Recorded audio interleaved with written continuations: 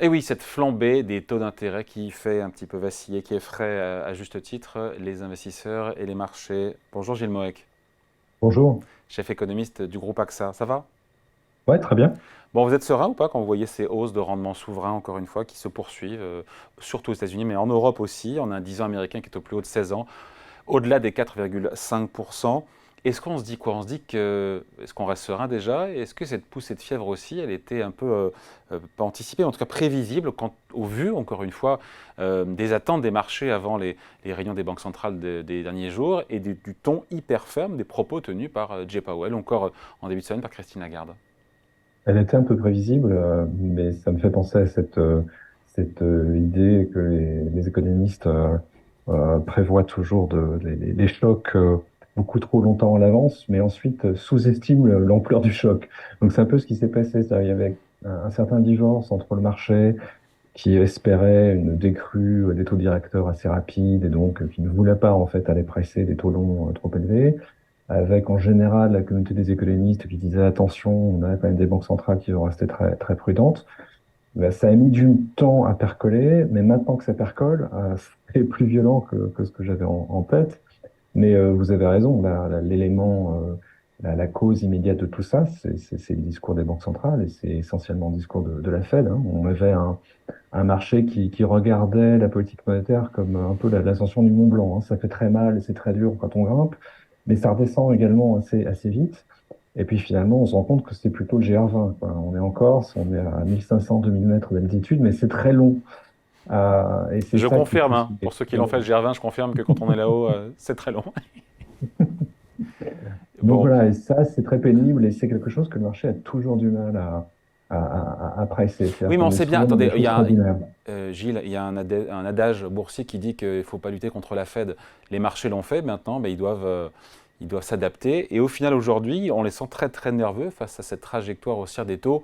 C'est vrai ou pas que 4,5% sur le 10 ans américain, ça change comme l'équation, notamment pour les actions? Alors, c'est historiquement assez vrai. En même temps, je me méfie beaucoup des comparaisons historiques parce que les 4,5% qu'on avait, par exemple, juste avant, les 4,5 qu'on a eu avant La crise la grande crise financière. financière de Ouais. 2008-2009, dans des conditions très différentes, avec des prises de risque par les banques en particulier, qui étaient sans commune mesure avec celles qu'on a aujourd'hui. Donc, je me méfie toujours de ce genre de choses. Mais cela étant, moi, ce qui m'intéresse, sur le plan plus macro, c'est de regarder où on en est par rapport à ce qui serait une espèce de taux normal. Et là, on commence à être dans du restrictif, hein. Si vous prenez les US, la croissance tendancielle, en général, est évaluée aux alentours de 2 à 3 quarts, donc c'est assez consensuel. Vous rajoutez 2% d'inflation, si on arrive à y revenir, vous êtes à 3,75. Donc à 4,5, vous êtes quand même dans un territoire restrictif, et ça ne peut qu'avoir un impact effectivement sur l'activité. Et en général, ça passe par les entreprises les plus fragiles, et on commence à voir un peu de casse. Moi, je m'intéresse beaucoup à ce qui se passe du côté des défaillances d'entreprises aux États-Unis. Ce qui est intéressant, c'est que pour l'instant, ça touche assez peu de grandes boîtes. C'est-à-dire que la valeur moyenne, entre guillemets, de chaque défaut est plus faible que d'habitude, mais le nombre de défauts, lui, recommence à augmenter assez fortement. Et on est sur le premier semestre 2023, on est à 2 fois le rythme annualisé normal. Défaut d'entreprises qui ont besoin de se refinancer, qui sont très endettées et qui n'ont plus accès, qui ne peuvent plus s'endetter pour se refinancer, c'est ça, et donc qui font défaut. C'est ça. Et alors, pour l'instant, la chance qu'on a, et ça explique, à mon avis, en grande partie, pourquoi l'économie américaine, jusqu'à présent, a été très résiliente avec pour l'instant très peu de réactions, hein, du PIB au durcissement des conditions monétaires, c'est qu'il y avait assez peu de grands refinancements. Sur l'année 2023, il y en a encore assez peu sur 2024, mais il y a quand même Refinancement quelques privé, privé, refinancements, on parle de privé refinancements là, de privés. corporate. Ouais. Privés, ouais. Ouais, mais on a quand même quelques refinancements privés, et quand les refinancements privés arrivent, eh bien, ils font mal, et c'est ce qu'on commence à voir aux US, même si encore une fois, pour l'instant, la casse est plutôt limitée en Ouais. taille. Gilles, ces taux longs qui sont sous pression, je me dis quand même que ça fait les affaires largement de la Fed et de la BCE, qui ont besoin d'avoir des taux d'intérêt plus élevés pour calmer l'inflation et qui, au travers de leur discours, gardent des taux longs élevés sans avoir à monter leur taux court. Ouais, tout à fait. Je pense que ça fait partie du paquet. D'ailleurs, si on se souvient de l'année dernière, c'était assez frappant. Powell en particulier le disait explicitement que la Fed était frustrée en fait par l'absence de réaction du marché. Et à plusieurs Sur les reprises, taux la longs. Fed, sur les taux longs et sur les taux des crédits aussi, sur la transmission entre le taux sur les actifs sans risque, hein, le bonds fédéral 10 ans, et le taux payé par les entreprises sur leurs propres obligations. Donc on a eu une Fed qui, à plusieurs reprises, est obligée vraiment de durcir le ton pour faire comprendre Mm. que la transmission sur l'ensemble de la courbe, des taux était importante pour réussir à faire atterrir l'économie américaine et faire ralentir l'inflation. Donc oui, ça les arrange. Alors, il y a toujours une limite, hein. À quel moment ça devient trop disruptif? Mais pour l'instant, oui, moi je les Mm. sens assez confortables avec ce qui est en train de se passer. Bras de fer donc gagné sur la question des taux d'intérêt par les banques centrales et la Fed face aux marchés qui doivent réajuster leurs anticipations, leurs prévisions, d'où la correction à la fois sur les marchés de taux et sur les marchés actions. Si je dois résumer, non?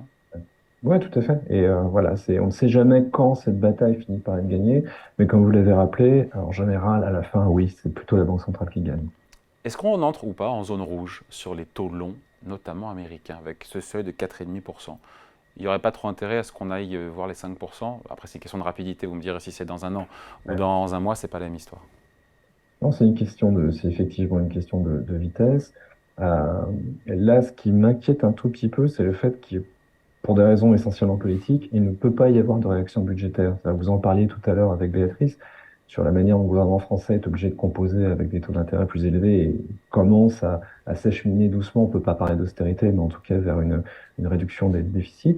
Aux États-Unis, pour des raisons politiques, c'est impossible. Vous avez une année électorale en 2024, vous avez aujourd'hui même une situation de blocage complet de négociation entre les deux parties. Et donc le déficit va probablement continuer d'être extraordinairement élevé en 2024.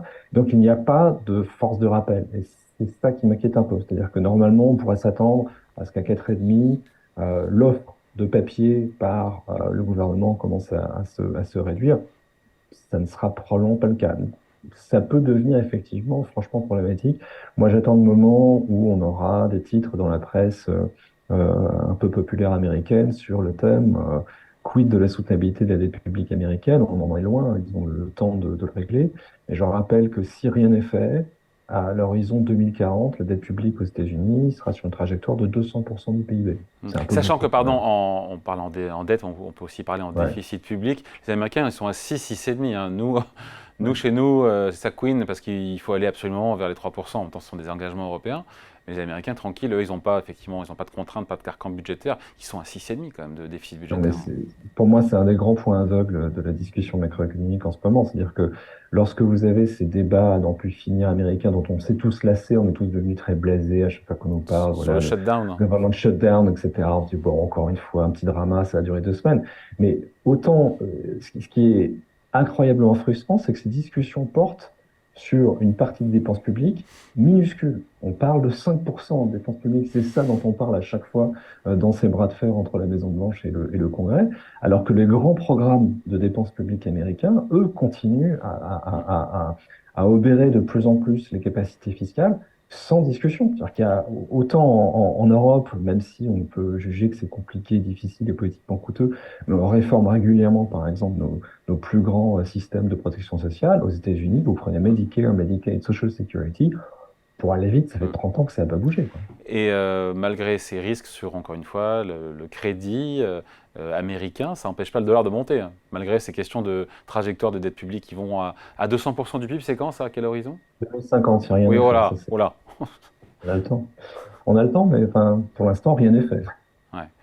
Euh, à ce niveau-là de taux d'intérêt, des taux longs, je parle américain, peut-être aussi même européen, mais surtout américain, parce que c'est quand même le marché directeur, qu'est-ce qui est intégré, encore une fois, par les marchés en matière de politique monétaire de la Fed, de croissance à venir? Qu'est-ce qui est pricé aujourd'hui?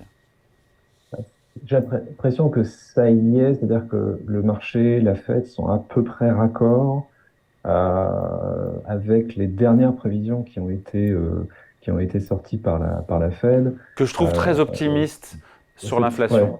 Sur l'inflation, je ouais, les trouve très optimistes. Hein. Je ne sais pas vous, mais... ouais, c'est très optimiste.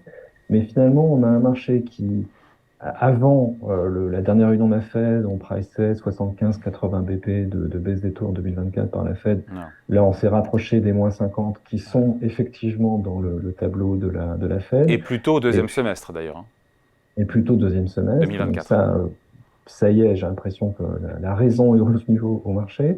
Et comme vous le dites, c'est très optimiste sur le cadre macro parce qu'on a une croissance très résistante encore en 2024 d'après les Fed, mais qui permettrait quand même à l'inflation d'atterrir. Et c'est en gros ce qu'un marché price parce que en gros, ce qu'on est en train de pricer, c'est une réduction de l'inversion de la courbe des taux. Autrement dit, on réduit les probabilités de récession. Mais moi, je n'arrive pas à me lever de l'esprit que, voilà. Et ça a été dit d'ailleurs par Jay Powell, quand il dit effectivement, on a une prévision qui est relativement optimiste sur la croissance, mais c'est une extrapolation de ce qu'on voit aujourd'hui. Pour l'instant, on a une résilience de l'économie américaine, et on peut commencer à se dire qu'effectivement, à 4,5 de taux long, avec ce qu'on commence à voir sur les défauts des boîtes, on aura quand même du mal à atteindre le 1,5% de croissance attendue pour l'année prochaine. Ouais, et puis les 2% d'inflation, pareil 2025, j'ai plus ça en tête, mais avec un pétrole qui est à 95 dollars et qui reste sous pression, on peut en douter. On se dit quoi au final? Parce qu'on a une dialectique, un échange qui est assez serein, mais on sent quand même encore une fois des marchés un peu désorientés. On est sur des points importants sur les taux longs américains. J'ai dit 4,5, le CAC 40 qui est proche maintenant des 7000 points. Voilà, est-ce qu'on est sur une ligne de crête? Est-ce que tout peut basculer? Ou est-ce que, comme à chaque fois, notamment en matière de marché-action, dès qu'il y a des opportunités de revenir à bon compte, les investisseurs reviennent? Sur l'obligataire, moi, j'ai quand même plutôt l'idée que, alors, Euh, Allez, attention, donc il faut mouiller on n'est la pas chemise là, hein. loin, on n'est pas loin du pic, on n'est pas loin du pic. Donc je pense que voilà, on commence à avoir maintenant des rémunérations sur la partie longue de la courbe qui commencent à être assez sympathiques. Jusqu'à présent, on a un marché qui, et c'est normal, était très attiré par la partie courte de la courbe parce qu'on pouvait se faire voilà 5% plus sans risque et sans prendre de risque de duration. Voilà, à 4,5 sur 10 ans américains, ça commence quand même à payer sympathiquement. Donc là, je pense qu'on va avoir des gens qui vont revenir là-dessus. Ça m'inquiète relativement peu.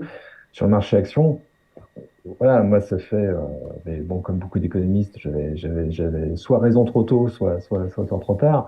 Mais je pense qu'il fallait que ça corrige un peu. Et voilà, on a un peu de correction devant nous et ça me paraît plutôt bienvenu quand on regarde les valorisations.